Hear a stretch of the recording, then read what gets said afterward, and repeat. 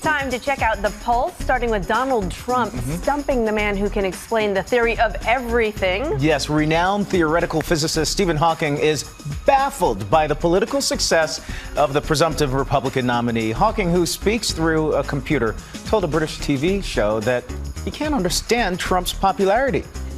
Hawking went on to call Trump a demagogue who seems to appeal to the lowest common denominator. So I guess he's a fan. Maybe, I don't know, not so sure.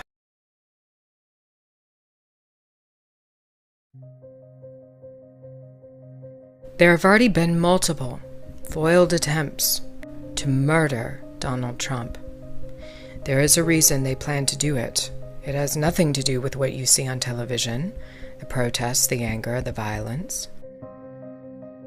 They plan to take Trump out, not because he's a misogynist or a racist, but rather because he's opposed to the North American Union. Trump delivered a dramatic rebuke to the NAU in his first speech as a presidential candidate. Trump's border wall, it brought him to fame as a no-nonsense candidate. Trump wasn't just referring to a literal wall in his speech. He was specifically making a statement to the globalists.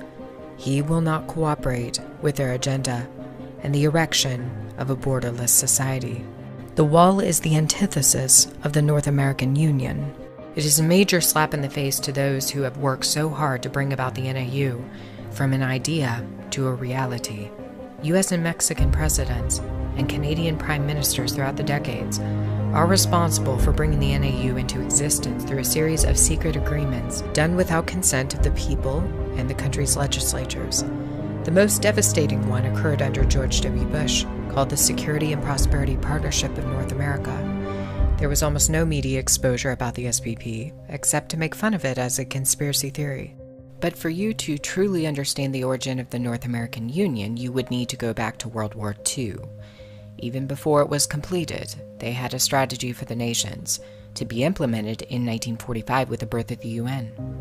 A map was published back in 1941, and it depicted a world broken into approximately 10 regions. And one of those regions was the North American Union scenario. They set it up long ago, the ambition of a secret cabal lurking in the shadows, working to implement a new world order. In a 1990 speech given by George H.W. Bush, we heard this reinforced. What was implemented post-World War II will be carried out. Donald Trump isn't going to stop that. This is a new and different world. Not since 1945 have we seen the real possibility of using the United Nations as it was designed, as a center for international collective security.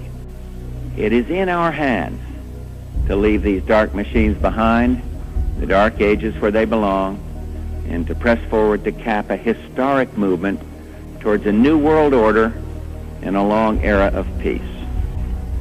We have a vision of a new partnership of nations, a partnership based on consultation, cooperation, and collective action, especially through international and regional organizations.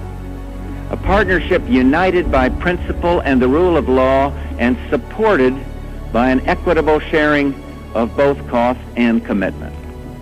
A partnership whose goals are to increase democracy, increase prosperity, increase the peace. Of the Security and Prosperity Partnership of North America, the SPP, which many consider to be simply a blueprint for the North American Union, would weaken U.S. laws and regulations and diminish American sovereignty. And as we look to the future, the calendar offers up a convenient milestone, a signpost by which to measure our progress as a community of nations. The year 2000 marks a turning point, beginning not only the turn of the decade, not only the turn of the century, but also the turn of the millennium. I see a world of open borders, open trade, and most importantly, open minds. A world that celebrates the common heritage that belongs to all the world's people, taking pride, not just in hometown or homeland, but in humanity itself. And I see a world building on the emerging new model of European unity. Not just Europe, but the whole world whole and free. I see a world of open borders, open trade, and most importantly, open minds. The new world order. When Barack Obama went to Cuba, opened the border with the Cuban people, most celebrated this, believing it to be a good thing. And while we should support freedom for the Cuban people, we have to understand that Obama is merely following a blueprint for a new world order seen in the World War II map. While Bush opened up the mainland continent with the SPP, it's been Obama who has unlocked the entirety of the North American Union with his historic Cuba trip. According to the map, Cuba is a part of the Union.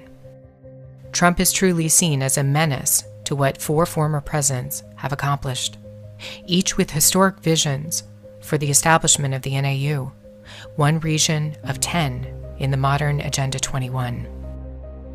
Are you now seeing why Rockefeller, Soros, Bush, Bilderberg member Martin Wolf, media characters like William Crystal, George Will, Ross Douthat of the New York Times, and Glenn Beck hate Trump? These individuals are working for the full realization of the North American Union and ultimately the New World Order. Trump's basic policies, the border wall, his protectionist stances, and American first policies on trade are 100% incompatible with the ushering in of the North American Union. The protests organized by George Soros' Open Society Foundation, with his other entities like the Daily Kos, are merely meant to intimidate Trump's followers. The elites know what is at stake here. They'll do anything to stop him. I want to play a clip of Glenn Beck's radio show. He hosted a neocon guest who clearly opposes Trump. And he states why. It's because Trump is a protectionist. He is a danger to America, and I got to ask you a question, and this is serious. This could bring down incredible heat on me because I'm about to suggest something very bad. It is a hypothetical I am going to ask as a thriller writer. With the feckless, spineless Congress we have, who will stand in the way of Donald Trump overstepping his constitutional authority as president? If Congress won't remove him from office, what patriot will step up and do that? I don't think there is a legal means available. I think it will be a terrible, terrible position the American people will be in to get Trump out of office, because you won't be able to do it through Congress.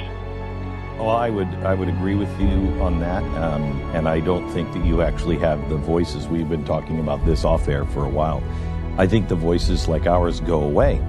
I don't think that we are allowed, especially if things, and I believe the economy is going to go to crap. Even if Jesus was in office, it's going to naturally reset. It has to. Glenn, under the policies of Trump, again, foreign affairs. Look up what a caudillo is. Caudillo. Trump is promoting a protectionism, a nationalism in economics. It has destroyed Latin America. I know. It has destroyed any hope of democracy down there. He will do the same thing here. People say Hillary's worse. I hate Hillary Clinton's guts. Hillary Clinton will not do the damage Trump will do. Mexican officials are perhaps the most outspoken in their opposition to Trump and his border wall. There's a reason why, and we see it stated in a recent quote by Mexico's finance minister. He said, quote, "Building a wall between Mexico and the United States is a terrible idea. It is an idea based on ignorance and has no foundation in the reality of North American integration, i.e., the North American Union."